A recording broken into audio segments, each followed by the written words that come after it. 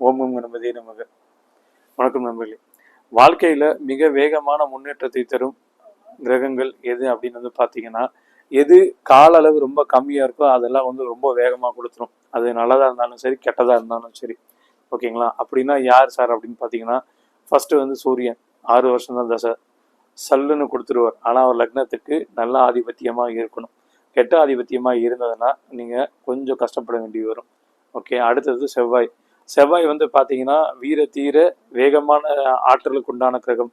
டக்கு டக்குன்னு வீடு நிலம் தோப்பு துறவு அப்படின்னு டக்கு டக்குன்னு வாங்கிக்கிட்டு அப்படியே மேலே தூக்கி கூட்டு போவார். இது செவ்வாய் தருவது. அதே மாதிரி அவரும் கொஞ்சம் சில டேமேஜையும் சேர்த்து தருவார். ஓகேங்களா?